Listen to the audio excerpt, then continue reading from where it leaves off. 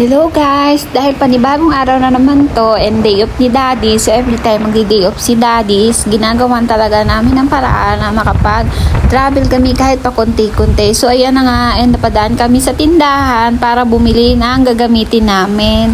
And sa sobrang init, kasi tanghali na to, ayan, sobrang init talaga. Pero pagdating naman doon sa pupuntahan namin is alam ko namang sulit naman. So sa waterfalls kami pupunta ulit ni Daddy. So eto, mas malapit ng konti sa amin.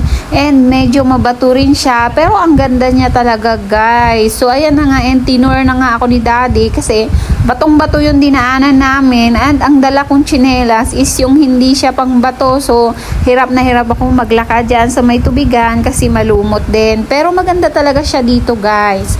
So ayan na nga, and medyo malayo ng konti doon sa may kalsada. And yan, nakarating na nga kami.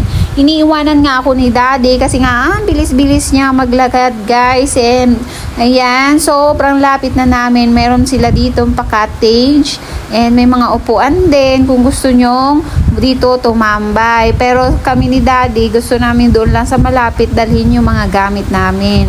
Bali pagpunta pala namin ni Daddy is dumaan na rin kami sa restaurant, bumili kami ng pansit, yun na lang yung kakainin namin. And ayan, nakarating na kami, sobrang ganda niya guys.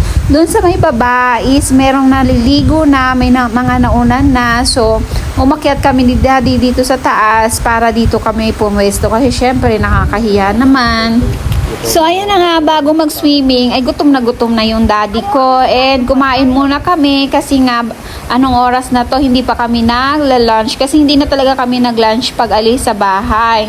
So ayan na nga, and kakain na lang kami ng pansit. Nagreklamo pa si Daddy kasi nga ang tagal mabuksan ng pansit. So ito guys, mura lang yung nabili naming pansit and masarap naman siya. Pansit bihon nyo binili namin. So ayan, kumain na nga muna kami kasi nga kumukulo na yung tiyan ni Daddy. And after that, ayan, lumusong na si Daddy.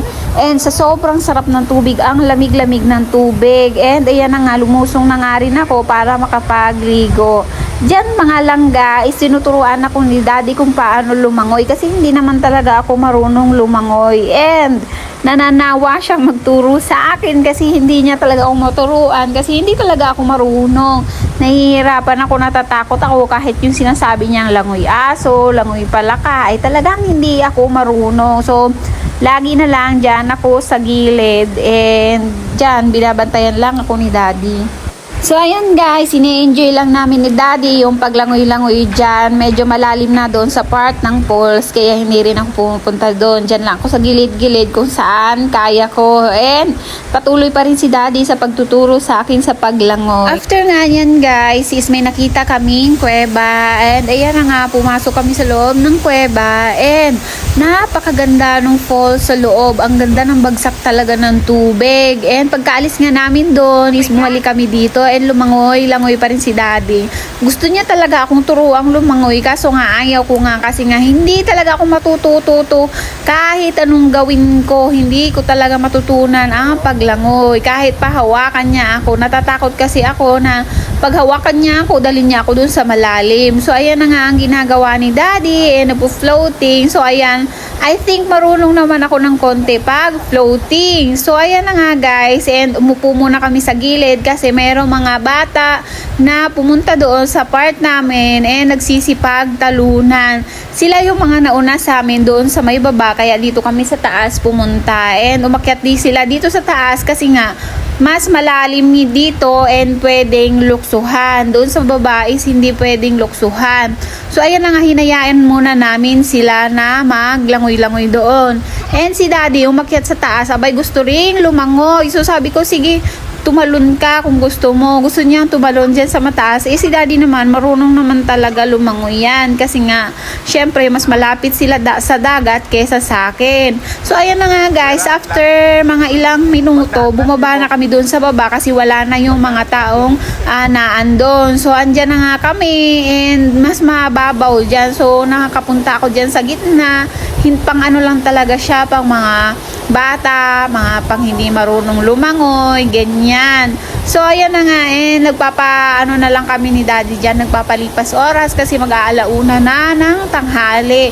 So after nga niyan, ayan, tuwang-tuwa ako kasi nakakapag-enjoy ako sa tubig kasi hindi malalim, alam kong hindi ako malulunod. So guys, sobrang sarap sa pakiramdam pag ganito. Ganito lang yung ginagawa namin ni Daddy pag rest day niya. Okay lang naman sa akin kahit sa mga maliliit na bagay, kahit hindi masyadong gumastos, basta makapag-enjoy kami ni Daddy. Sobrang napakalaking bagay na nito napakasaya na nagbabanding kami ni Daddy every other week. So ayan na nga, next time yayayain ko ulit si Daddy doon sa isang waterfalls na pupuntahan namin. At kahit wala naman kayong baon, wala kayong masyadong dala, kahit chicherya lang, okay lang yun. Basta makapag-enjoy kayo, makapag-banding, kasi yung mga ganitong bagay, hindi mo naman kailangan ng maraming pera, maraming baon. Ang importante, masaya kayo ng kasama mo na enjoy sa ginagawa nyo. So ayan na nga guys, si Daddy sarap na sarap magpamasahe dyan sa falls.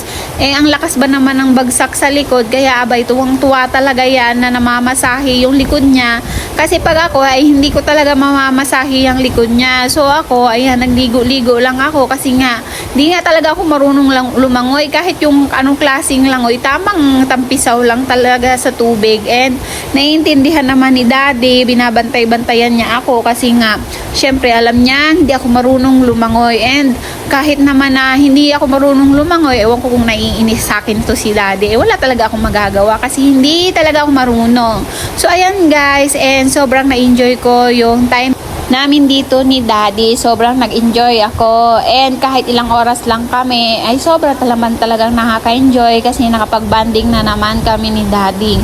So sa mga ganitong pagkakataon mga langga, sobrang thankful ako kay Daddy kasi kahit isang araw lang yung rest day niya, is gumagawa pa rin siya ng paraan para makapag-banding kami sa labas. Ang sabi ko naman kasi sa kanya, okay lang naman kahit sa akin, kahit saan, basta yung magkasama kami, and hindi naman namin kailangan na gumastos ng malaki. So ayan na nga guys, and malapit na maghapon na yan. So nag-decide kami ni Daddy na umuwi na lang. So inaano na lang namin yung oras namin dyan sa tatampisaw dyan sa tubig kasi dalawa na lang kami dyan guys. So around 1 PM na, so parang nakakano na kasi mainit na, pero ang maganda dyan, may part na hindi talaga siya mainit, yung parang may mga puno, sobrang daming puno dyan guys, so parang nalililiman ka. Pero pag pauwi na sa highway, sobrang init talaga guys kasi tanghali and nakamotor lang kami ni Daddy. So yun lang, thank you for watching.